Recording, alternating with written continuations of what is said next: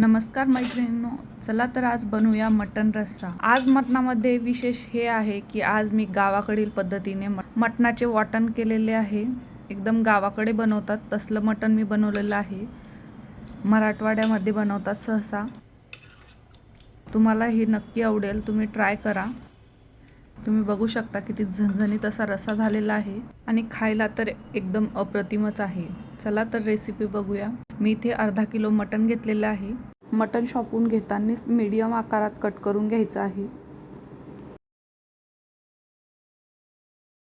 आणि हे 4 ते 5 पाण्याने व्यवस्थित धुवून घ्यायचं आहे।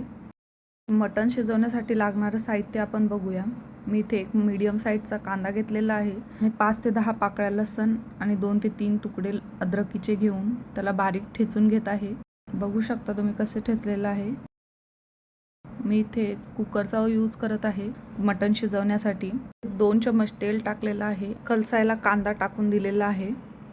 कांदा कलसून झाला की लगेच लसूण अद्रक टाकून घ्यायचं आहे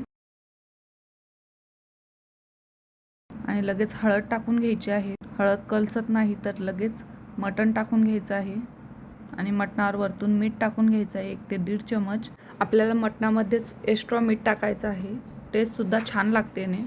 आता मटणाला व्यवस्थित मिक्स करून घ्यायचं आहे। मीठ आणि खालची पेस्ट वगैरे सगळं मिक्स होईल असं एकजीव करून घ्यायचं आहे व्यवस्थित। कुकरवरती प्लेट ठेवायची आहे आणि प्लेटीत 1 ते 1.5 ग्लास पाणी टाकायचे आहे। पाणी गरम होऊ द्यायचं आहे आणि खाली मटण सुद्धा व्यवस्थित शिजलेलं आहे आणि वरतून पाणी टाकून झाल्यानंतर अजून एकदा थोडं मिक्स करायचं आहे आणि बॉईल आला की कुकरचं झाकण लावून घ्यायचं आहे आणि याच्या किमान 5 ते 4 शिट्ट्या करून घ्यायच्या आहेत। तुम्ही बघू शकता मटण शिजून रेडी झालेलं आहे।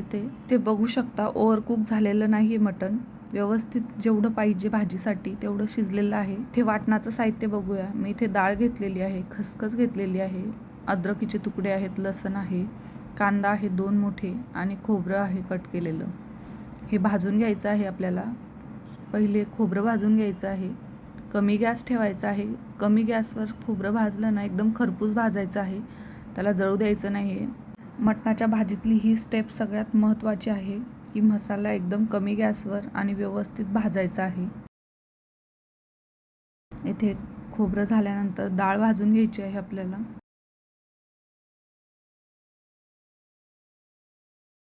ती सुद्धा कमी गॅसवरच भाजायची आहे आणि शक्यतो लोखंडी तवा वापरायचा आहे।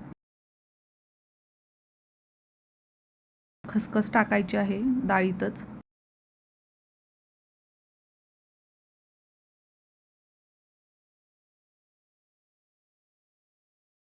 आणि खसखस तडकली की लगेच काढून घ्यायचं आहे।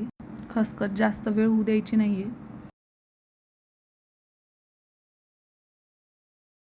आणि मग कांदा टाकायचा आहे भाजायला।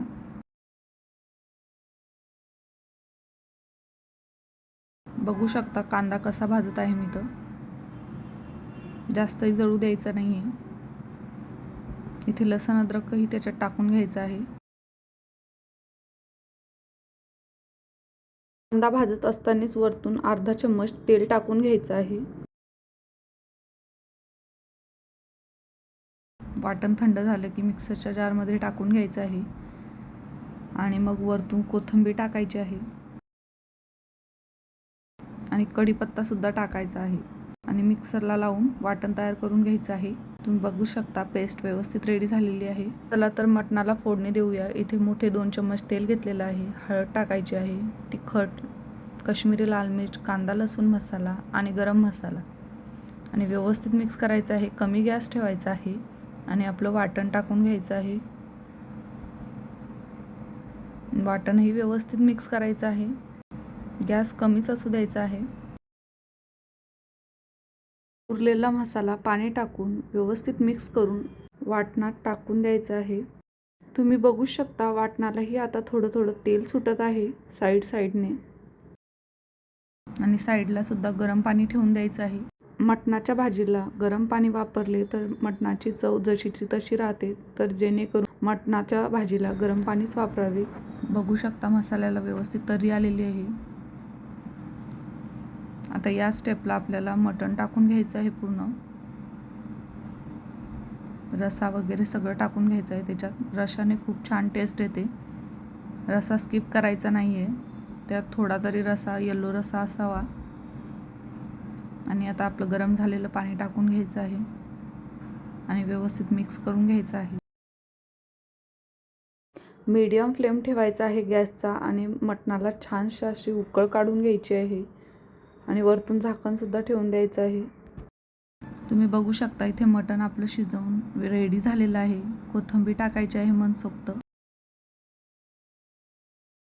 आणि खाण्यासाठी एकदम झणझणीत असा रस्सा गावाकडच्या स्टाईलने तयार झालेला आहे.